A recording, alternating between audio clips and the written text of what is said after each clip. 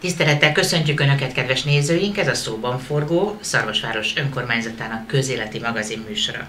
És a mai napon két ünnepről is szeretnénk megemlékezni. Na és hát rendkívüli módon hárman is itt vagyunk a stúdióban. Igen. Szeretnénk, hogyha még többen lennénk Önökkel. Ugye képzeletben itt vagyunk, egy csoportot alkotunk Önökkel közösségben, mert hogy köszöntöm tisztelettel és áldás békességet kívánok Attilának. Áldás békesség. Református lelkészünknek, és áldás békességet kívánok Szenes Jánosnak is. Áldás békességet akivel mi közösen olykor felváltva, máskor pedig együtt vezetjük a beszélgetéseket. Kedves Attila, nem titok az, hogy egy hónappal ezelőtt egy ünnepségen vehettünk részt. 20 éves volt a református templomnak a fennállása. Ez egy nagyon szép ünnepé volt. Örömmel vettük, hogy Püspök úrral is sikerült beszélgetnünk, és ezt itt a Szarvasi Televízióban láthatták a kedves nézők. Ez egy nagyon meghitt szép ünnep volt, egy áldásos délután, illetve este. Előbb beszéljünk erről, és azután pedig a soron következőről, október 31-éről. Önöknek is mondom, hogy a naptárban már érdemes egy kis jelet tenni, mert október 31-én, csütörtökön, délután 17 órakor ismét egy fontos esemény lesz. Kedves Attila, tiéd a szó. Köszönöm szépen, szeretettel köszöntöm a televízió nézőit is. Valóban napra pontosan egy hónappal ezelőtt volt egy hálaadó istentiszteletünk, ünnepünk, abból az alkalomból, hogy 20 éve épült fel a református templom Szarvason, és 20 éve használhatjuk, és nagyon-nagyon sok áldást kaptunk ebben az épületben. Az elmúlt 2 évtizedben nagyon sok öröm ért bennünket, de mint ahogy az életben szokott lenni, ott volt ebben a 2 évtizedben több elengedés, gyász, fájdalom. De hát mindannyian ezt tapasztaljuk, az életben vannak nehezebb, nagyon nehéz, és vannak nagyon szép, stílusosan mondjam, derűs napjaink és derűs éveink. Nagyon különleges volt számunkra, ahogy készültünk erre az egész ünnepre, melyben szerettük volna Istennek kifejezni a hálánkat. Hogy sokan összefogtunk, együtt készültünk, ahogy több településre is eljöttek, hogy velünk együtt adjanak hálát, és akik nézték a közvetítést, és köszönjük az informatikai vagy szarvasi kábeltelevíziónak, hogy felvették és leadták, és többször meg lehetett nézni ezt a hálaadó istentiszteletet. Püspök úr nagyon sok szép szót, dolgot, jelzőt mondott ránk, mire valaki az egyik beszélgetésben azt mondta, és nem is alaptalanul.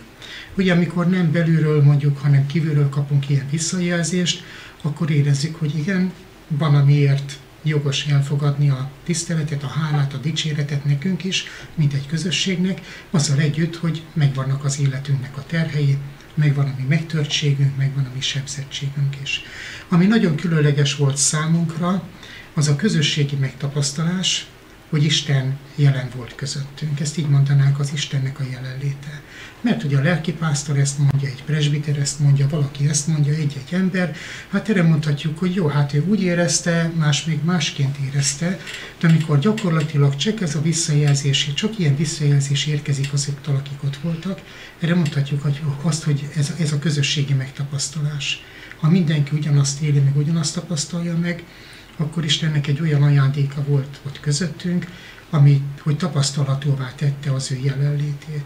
És utaltam rá, mint önök is, hordozunk terheket, vannak megoldandó feladataink, küzdünk bizonyos dolgokkal. Egy közösség ugyanúgy, mint egy család. Nagyon hasonló ilyen értelemben az életritmusunk, de az, hogy kapunk egy ilyen megerősítést, ezt így fogalmazta meg az egyik testvérünk, ez azt jelenti, hogy Isten megerősítette, hogy bármi történt, bármi volt a gyülekezetben, bármilyen nehezeken megyünk keresztül, ő akkor is itt van velünk, nem mondott le rólunk, fontosak vagyunk számára, és ő vezet tovább bennünket. Ezt a közösségi megtapasztalást szeretném kiemelni, azért is, mert nekünk, reformátusoknak talán ez a személyes megtapasztalás, amit mondhatnánk így, hogy személyes élmény, annyira nincs benne általában a hit gyakorlatunkban. A mi hit gyakorlatunkban az van, hogy olvastad a Bibliát, mit olvastál benne, mit értettél meg, de mivel értem meg az értelmemmel, az intelligenciámmal, az eszemmel értelmezem a dolgokat. Szólt hozzád Isten az ige hirdetésben, az Isten tiszteleten, megint az, hogy mi az, amit meghallottam a fülemen keresztül, mi az, ami eljutott hozzám. De ugye, amikor már a szívünket érinti meg valami, az egészen más. Tehát amikor megtapasztalja az ember a békességet, a nyugalmat, az elrejtettséget, azt, hogy biztonságban van, pedig nagyon nem biztonságos körülöttünk ez a környezet, ez a világ, nagyon sok bizonytalanság van előttünk, és nem tudjuk, hogy melyik nap szembesülünk még nagyobb szörnyűséggel, kihívással, rémisztő hírrel. És ezért különös volt, hogy egy református gyülekezetben, akik itteniek, akik máshonnan jöttek, mind arról számoltak be, hogy meg lehetett tapasztalni Istennek a jelenlétét. És ez nagyon sokat jelent számunkra, hogy Isten nem csak egy csatornán keresztül szól hozzánk, az értelmünkön keresztül, keresi szent lelkével a mi szívünket, és kereshetjük mi is azokat az utakat, amint talán más felekezetben már sokkal inkább előttünk jártak, hogy Istenre figyeljünk, Istenre hallgassunk az imádságban. Így ez a 20-ai hálaadó ünnep és hálaadó istentisztelet nagyon, nagyon sokunknak erőt adott, bátorságot adott. Éreztünk, hogy Isten mellénk nyúlt, vagy megemelt bennünket, felemelt bennünket, hogy bizonyára önök közül is nagyon sokan tapasztalják és érzik, hogy szükségünk van az ünnepekre. Az ünnepek azok, amikor kizökkenünk a megszokott kerékvágásból, hogy ha nincs szombat, ha nincs vasárnap, akkor összefolynak a napok, akkor minden nap szinte csak túlfeszített munkából áll, mert annyi mindent el kell végezni, és ez így is van, annyi mindent el kell végezni. De amikor jön egy ünnep, akkor kiemel ennek a ritmusából, most hadd mondjam ezt a ritmust inkább úgy, hogy ennek a robotjából kizökkent, és egy más nézőpontot, perspektívát ad, hogy több az élet annál talán, mint amit megélünk, miközben küzdenünk kell sok mindenért, ott vannak a céljaink, vágyaink, amiket szeretnénk beteljesíteni, de talán többen él az élet. Jézus Krisztus azt mondta, hogy több az élet, mint az eledel, és több az élet, mint a ruházkodás, több az élet a hétköznapi gondoknál, és épp azért, hogy ezzel a többel találkozhassunk, Jézus tanított bennünket imádkozni, ezt az imádságot nevezzük úgy, hogy mi atyánk. Ebben van egy ilyen mondat, hogy a mindennapi kenyerünket add meg nékünk ma, és hogyha ezt egyszerűen megértjük, ebben ott van az, hogy ne holnap után azutára akarjak mindenképp kincseket összegyűjteni, mindenképp tartalékolni, hiszen nincs birtokomban, hogy megmaradjon az, amit tartalékolok, de ez, hogy mindennapi kenyerünket ad meg ma, ebben nem csak a kenyér szerepel. Ebben szerepel a lelki táplálék, ebben szerepel a kikapcsolódás, ebben szerepel az olvasmányunk, ebben szerepel a társas kapcsolatunk, minden, ami ami életté teszi ezt a létet, amit itt élünk ezen a földön. És ha imádkozzák majd akár ma, a következő napokban a mi atyánkot, és eszükbe jut, akkor olyan jó, hogy ezt megköszönhetjük Istennek, hogy Úr Jézus, Te nem csak arra akartad felhívni a figyelmünket, hogy legyen meg a mindennapi kenyerünk és a mindennapi italunk, és legyen ruházatunk, mivel fel tudjunk öltözni, hanem azt akarod megadni, hogy mindennel rendelkezünk, ami teljessé teszi, életté teszi ezt a létet, amit itt töltünk ezen a földön. És amikor ezt már megtapasztaltuk, akkor érezzük, hogy a környezetnek ez a nagy nyomása, hogy gyűjtsél, legyen többed, mutasd meg, hogy jobb a ruhád, az autód, hogy te több helyen voltál a világon, több mindent láttál, több élményt tudtál begyűjteni, több Facebook vagy akármilyen lájkot szereztél már a másoknál, hogy ez mennyire másodrangúvá vagy éppen nagyon könnyűvé válik, és sokkal fajsúlyosabb dolgok jelennek és jelenhetnek meg az életünkben. Számunkra ilyen ünnep volt a szeptember 22-i 20 éves hálaadás, amely nem csak felemelte, megtöltötte, tisztította a lelkünket, és segített nekünk, hogy ne annak lássuk magunkat, amiknek más mondanak minket, ugye sokan szembesülnek önök közül is talán ezzel, hogy mennyire ránk tudja nyomni a bélyeget, hogy ki mit mond rólunk, hogy határoz meg bennünket, miként jellemez minket, hanem azt határozzon meg, hogy Isten kinek lát, és Isten hogy gondolkozik rólunk, mert igazából ez a valóság. És ebben a valóságban pedig beléphetünk. Egy olyan közösségben, hadd mondjam így, mint a Szarvasi Református Gyülekezet, egy olyan közösségben, miközben otthon elolvassák Isten igéjét, és csak csendben vannak, és annyit mondanak, hogy Istenem, mit akarsz üzenni nekem, mit akarsz szólni hozzám. gyere, nézz bele a szívembe, lelkembe, tisztítsál. Ha kényelmetlenül érzem magam a közeledben, mert bűnömre mutattál rá, akkor azt nem akarom elrejteni, akkor azt kimondom előtted, bocsánatot kérek, mert azt szeretném, hogy megteljek Jézussal teljen meg az életünk, hiszen Jézusról olvassuk János evangéliumában, hogy benne élet volt, és az élet volt az embereknek a világossága. Talán felekezethez tartozástól függetlenül, most ha a kedves televíziónézők, hívő emberek itt vannak a közösségünkben, akkor nyugodtan mondhatom, hogy ez a Szarvasi Televízió most rögtönzött Isten tisztelete, mert ugye azt mondja az ige, hogy ahol ketten-hárman összejönnek az én nevemben, ott én jelen vagyok, és most önökkel együtt már többen vagyunk, mint ketten-hárman, és ezért nagyon öröm hallani Attila szavait, gondolom ezzel te is így vagy, teljesen függetlenül. Teljesen. Azért az eszembe, hogy mindezen szép gondolatok és alapvetéseket, utána azt tudjuk, azt a szarvasok is nagyjából érzékelhették, téged idézve megtapasztalhatták, hogy ti egy abszolút szépen fejlődő, építkező gyülekezet vagytok. Ha visszagondolsz, Attila, a gyülekezet elmúlt 20 esztendejére, az ifjúság irányából, mert mindig ez a nagyon fontos gondolat, hogy az ifjúság, a gyerekeink, unokáink irányába ezen alapvetéseket hogyan sikerült a gyülekezeten belül továbbadni. A gyerekekkel már régen elkezdtünk foglalkozni, több mint 20 éve. De nem mi, volt ennek hagyománya. Hogyne. És nem csak az előző lelkészek, hanem például Ürögdi Ferenc lelkész úrék felesége, Marja Ilona, akit a gyülekezetben vagy a városban is ismertek, Ici néniként ismertünk és ismerhettünk meg, gyerekekkel foglalkoztak. Ez mindig fontos az egyház, a gyülekezet számára, de tapasztaljuk, hogy a gyerekek élete egy külön élet. Ahogy tegnap fogalmazta egyik presbiter társunk, hogy igen, bízunk abban, hogy gyerekeinket Isten elé hoztuk, megkereszteltettük őket, felajánlottuk Istennek, hogy családban, gyülekezetben, óvodáskorban, iskoláskorban hallották az Isten igéjét, hogy részt vesznek az igehirdetések, vagy Isten tiszteleteken vettek részt. Ugyanakkor megyünk bízni Isten munkájában, hogy az a mag, amit elvetettek, az egyszer termőre fordul az életükben. Ahogy napjainkban látjuk az ifjúságot, ezt a tendenciát láthatjuk a gyülekezetben is. Tehát most nem az az időszak van, hogy 10 fős ifjúságban a gyülekezetünkben, kevesen vannak a fiatalok, gyermekek is már vasárnap kevesebben vannak ott, de ez mindig nagy kérdés, hogy ez hogy veszi el a kedvünket, mire nézünk, a létszámra nézünk, vagy pedig arra az Istenre, aki ígéretet adott, hogy az ő igéje nem tér vissza hozzá üresen, hanem elvégzi azt, amiért küldte. Püspök úr erről az igéről, Ézsaiás könyv 55. fejezetéről szólt az ige hirdetésében szeptember 22-én. És az, hogy az ifjúsággal, gyerekekkel foglalkozzon egy közösség, egy keresztény gyülekezet, ez egyértelmű.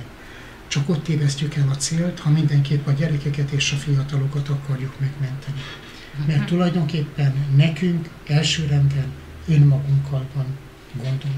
Olyasmi ez, mint valaki említette ezt a példát, a repülőgépen valami probléma merül fel, és lepotyognak azok a kis maszkok, amin keresztül oxigénhez lehet jutni. Mi az ember azonnali reakciója? Fogja a mellett ülő gyereke elé leesett maszkot, és ráadja a gyerekére, de valószínűleg ezzel árt a legtöbbet.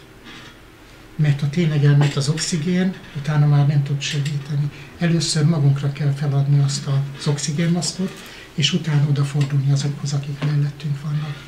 Tehát ezt fontosnak tartom, és fontosnak tartjuk, nekünk elsőrenden magunkkal, a saját életünk rendbetételével van dolgunk, hogy erre nyitottakká váljunk, ezt készen elfogadjuk mindazt, amit Isten nekünk ebben ad. Ugye nagyon sokszor Isten ebben bűnlátást ad, mit vétettünk, mit hibáztunk.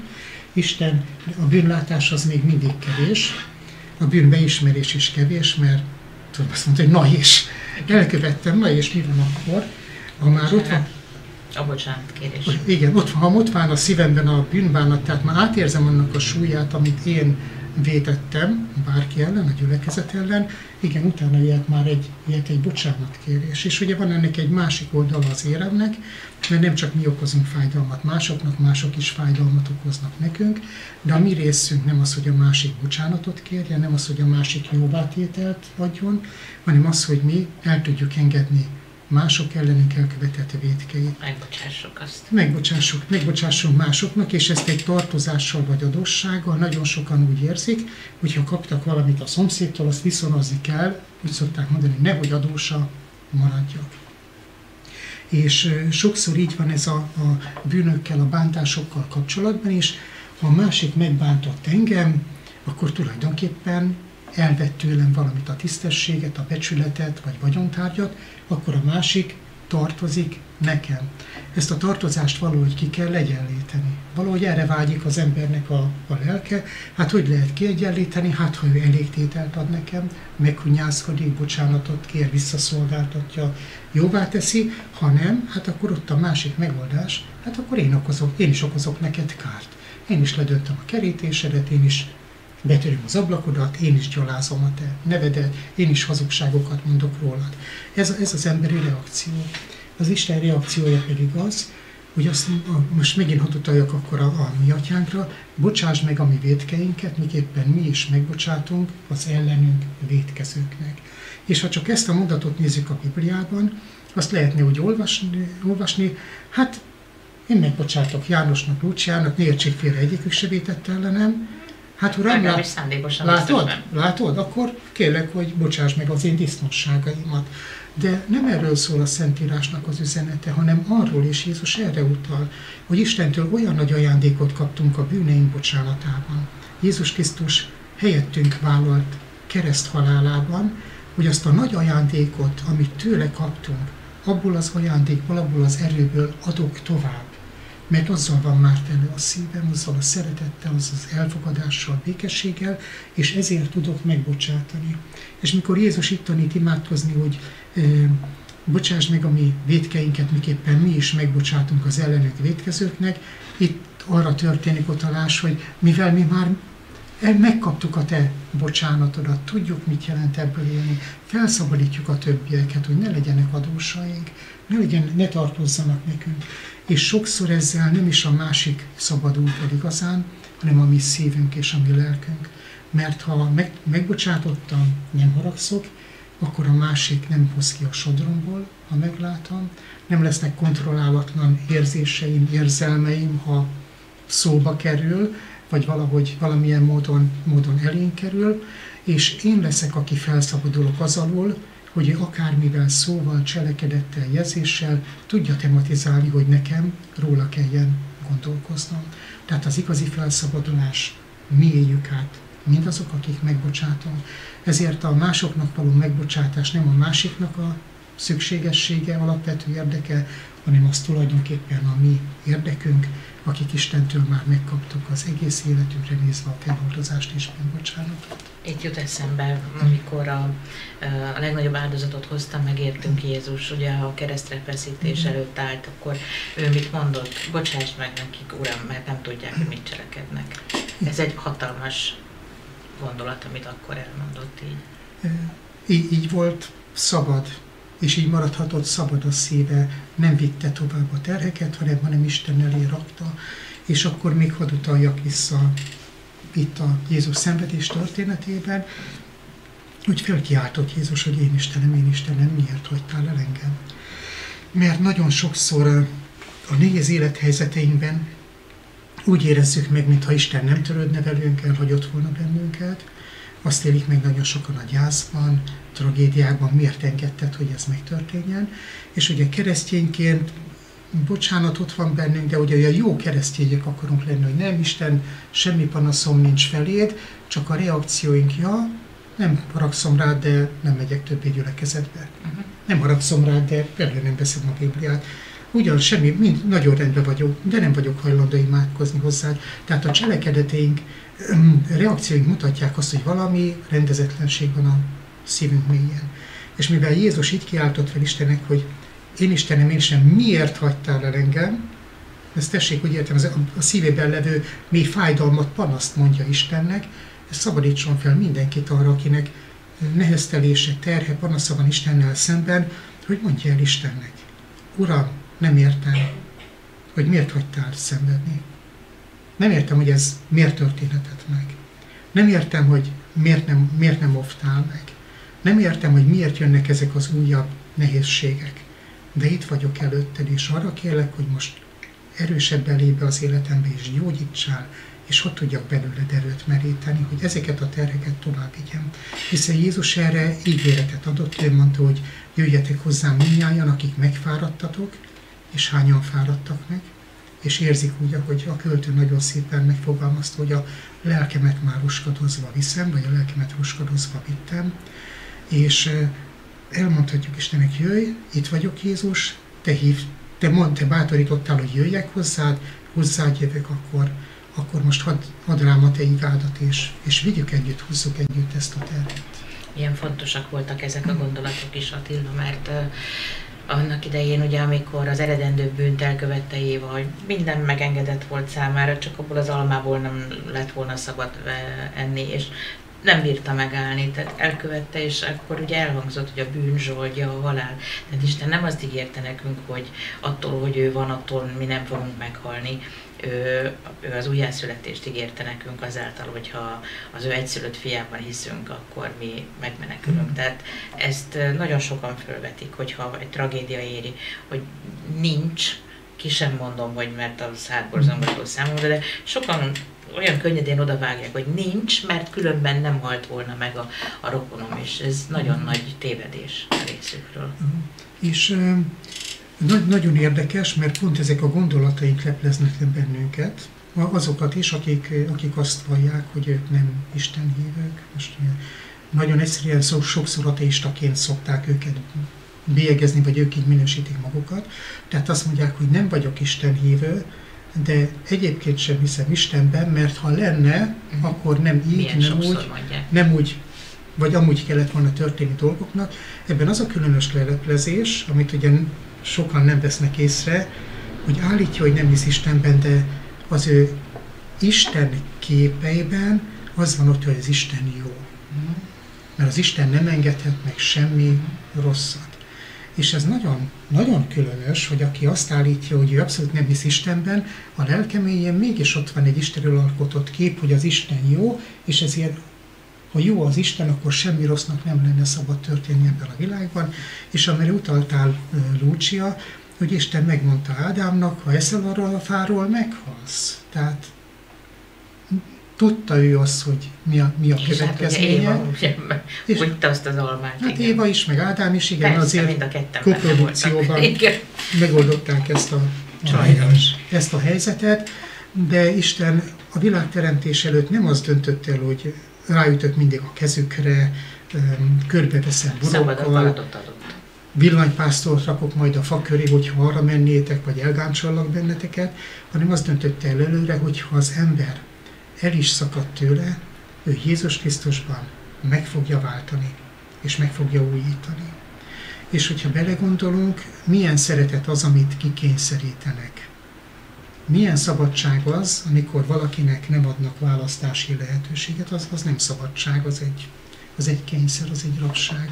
Isten szabaddá teremtett minket az ő képére, hasonlatosságára, arra teremtett, hogy viszont szeressük őt, és a szeretetben pedig ott van ez a mérhetetlen nyitottság, hogy szeretlek, ezért el tudlak engedni. Szeretlek, ezért melletted vagyok, hogy a személyiséged, a jellemed az épüljön, hogy gazdagodjál a lelkiekben is. És Isten azt elgondolta a világ teremtése előtt, hogy ha elszakadunk tőle, akkor Jézus Krisztusban meg fog váltani bennünket.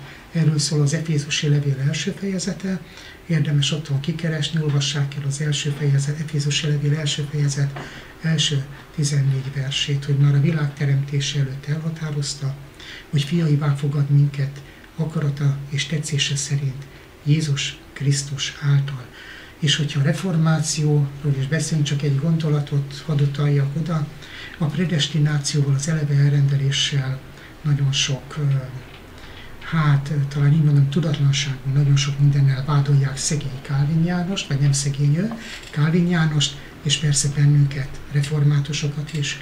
De a predestináció a Bibliában nem azt jelenti, hogy Isten a világteremtése előtt eldöntötte, hogy kikerül a mennybe, kikerül a pokolba, hogy ez a közkeletű megfogalmazás ennek, és hozzá szokták tenni, lehetsz bármilyen, tróger, ha Isten úgy döntött, a mennybe kerülsz, lehetsz bármilyen jó, ha Isten úgy döntött, akkor a pokolra kerülsz. Ez micsoda igazságtalanság.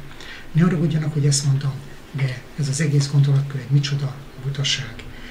A Bibliát kinyitjuk épp itt az Efézusi levélben, kiderül, hogy az eleve elrendelés nem arra vonatkozik, hogy ki megy jobbra, meg ki megy balra, hanem arra, hogy Isten eleve elrendelte, hogy Jézus eljön és megvált bennünket, hogy a terheink alól felszabaduljon az életünk, és egy olyan életet éljünk, amilyen élet egyébként kezdetben volt Ádámnak és Évának az Édenkertben. Egy teljesen szabad élet, amelyben harmóniában vannak Istennel, harmóniában vannak egymással, harmóniában a világgal, és ami a legnagyobb szó, harmóniában önmagukkal, azaz el tudták fogadni saját magukat. Azért is örülök ennek a mai alkalomnak, amit itt 3-asban töltünk Bentaler Attila lelkész úrral, mert tudom, hogy sokan vannak fáradtak, megfáradtak, betegek, idősek, akik adott esetben nehezen tudnak elmenni a templomba, ha nincs családtag vagy barát, aki elvinné őket oda, és azért is örülök a Szarvasi Televízió jelenlegi műsorának is, mert én azt hiszem, hogy az ige mint táplálék, ez most hat. Tehát most itt a kedves televízió nézők fontos útravalót kapnak, és akkor most egy meghívót is kapjanak. De előtte hadd mondjak el még egy nagyon kedves történetet. A nászasszonyokat látogattuk az egyik szarvasi szeretet otthonban, és a feleségem mondta, hogy a Marikával szemben lévő szobába 2 hónapja költözött be egy bácsi, menjél be hozzá. Láttam a bácsi nevét, bementem hozzá, és kiderült, hogy a bácsi Karbusról jött, vagy költözött ide az egyik szarvasi szeretet otthonba. Akkor megkérdezte, hogy ki is vagyok én. Mondtam, a református lelkész. Hát hogy nem ismert meg a hangomról? Hát mondom, honnan ismeri a hangomat? Hát, hogy ő szokta minden vasárnap nézni, 90 év feletti a bácsi, az Isten tiszteletet. És ugye kérdeztem előtte, hogy hány éve házasok, mert a felesége kórházban van, mondja, hogy 1960 óta. És mondtam, hogy hát akkor Marci bácsi, hát régebb volt a házas a feleségével, mint a hány éves vagyok. Miért, mikor született maga? Mondom, 1961-ben. Hát akkor maga a fiamnak az évfolyamtársa volt az egyetemen. Tehát, hogy fantasztikus. És ugye nem ez a csattan, hogy összerakta Marci bácsi, hogy a fia évfolyamtársa voltam a Műszaki Egyetemen, hanem az, hogy 90 éves, Kardoson élt, egyedül, amíg tudott, vagy a feleségével, és minden vasárnap nézte az Isten tiszteletet. Tehát azt, amit a szarvasi kábeltelevízió tesz, vagy elindított a gyülekezetünkből, a vasárnapi istentiszteletek élő közvetítése, hogy felvétel utána meg lehet nézni, ez nagyon-nagyon sok ember számára támaszt, erőt, vigasztalást, reménységet nyújt, és ez egy nagyon, nagyon nagy szolgálata. Hát nem azt mondom a városban, hanem a környéken élő, nem tudom, 6-7 ezer előfizető bizonyára nem nézi egyszerre, de azok felé, akik nézhetik. És milyen jó érzés lesz, hogy ez teljesen igaz, és akkor én most egy köznapi, minap történt örömteljes eseményt idézek fel. Az elmúlt pénteken egy varázslatba, egy ajándékba, egy kegyelmi ajándékba lehetett részünk Szent Andráson, amikor az alig 86 éves szeretve tisztelt festőművész barátomnak, Lóránt János Munkácsi díjas érdemes művésznek az életmű filmét, mondhatni, filmes vallomását az életről. És nem csak az életről, mindenről, a világ egészen. És ott a rendezvény szünetében oda jött hozzám Dobos nagytiszteletű úr, kedves asszonya, és azt mondja nekem, hogy köszönjük szépen, hogy a Covid alatt ilyen jó beszélgetéseket folytattak, ő minden beszélgetést megnézett, amit délelőtt itt felvettünk a Covid alatt, és akkor mondtam neki, hogy nagyon szépen köszönjük, és továbbítom a kollégáimnak is, mert mondom, az igazsághoz tartozik, hogy akkor a teljes ökuménia jegyében szinte, hát mi mindenki irányába, akár hívő, akár nem hívő, ateista, igyekeztünk lelki támaszt adni, és ez úgy tűnik, hogy ez hál' Istennek be is jött a ti közreműködésetekkel, hiszen minden történelmi egyház képviseltette magát, és nagyon jó eset tényleg most évek múltán, hogy megköszönték a Szarvasi Kábel TV egészének, hogy milyen természetes volt, hogy itt a Covid alatt. És Covid alatt nem lettek ez nem az én érdemem, a stáb egészének. És azért tegyük hozzá, hogy azért ezt köszönhetjük a Szarvasváros önkormányzatának, aki lehetővé teszi, hogy mi ilyen beszélgetéseket folytassunk, és közvetítsünk azoknak az időseknek, betegeknek, meg fiataloknak is, akik szomjú hozzák az igét. És nekem mindig ünnep az, amikor így itt találkozunk, mert érzem azt, hogy a televízió néző is érzi, hogy ez egy ajándék. Igen, az Olaszországba került Kis Imre plébános barátom jutott eszembe, aki mindig úgy adott, hogy egy ünnep volt itt beszélgetni veletek, hogy ez tényleg, de hát ez minden túlzás nélkül, hiszen évtizedek óta, és hát a református gyülekezet tényleg korát, meg sok más gyülekezetet megelőzve az, hogy, és a szarvasi tévés kollégák is, hogy kiépült ez a kapcsolat, hogy az Isten tisztelettel ott vagytok a családi házakban, a betegeknél, öregeknél, hétről hétre. Ez egy óriási fegyvertény. Különösen a mai világban. Hogy így közösen így élhetjük ezt, meg szerintem ez így is tud maradni a későbbiekben is. Úgyhogy hát nem gondolnák, hogy lenne ember, aki szét akarná verni.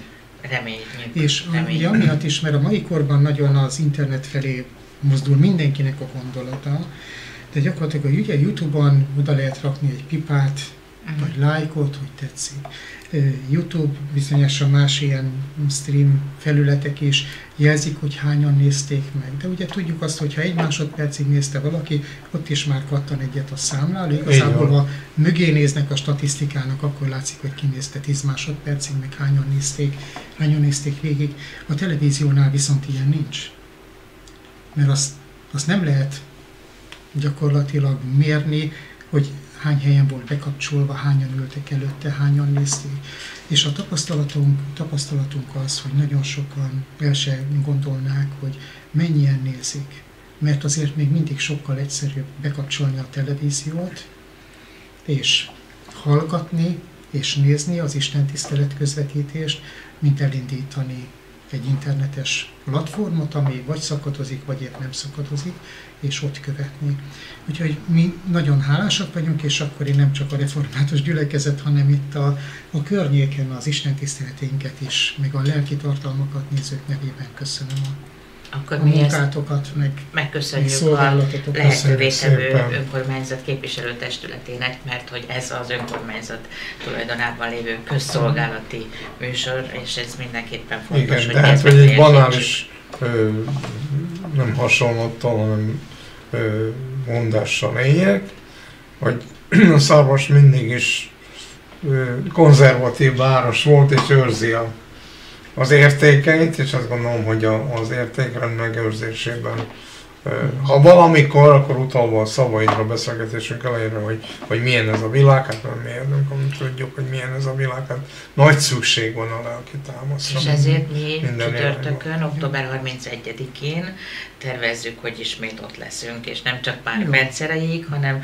felvesszük az egész istentiszteletet, és akkor itt a kedves nézők, akik nem tudnak elmenni valamilyen oknál fogva, megnézhetik, és utána pedig a YouTube csatornán akárhányszor visszanézhetik szerte a világban. És ha már itt tartunk, akkor óhatatlanul felvetődik a kérdés, hogy ma 2024-ben hogy érint meg téged a református gyülekezet lelkipásztoraként a reformáció ünnepére való felkészülés?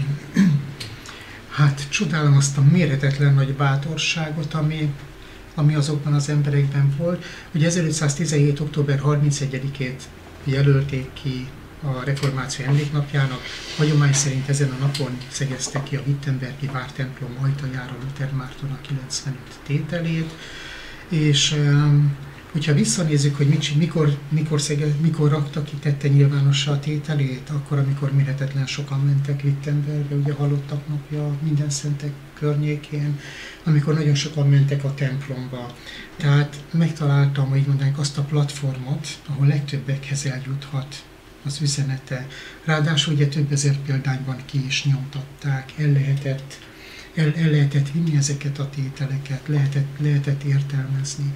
Nem Luther Mártonnal kezdődött a reformáció, már nagyon sokaknak szemet szúrt több minden.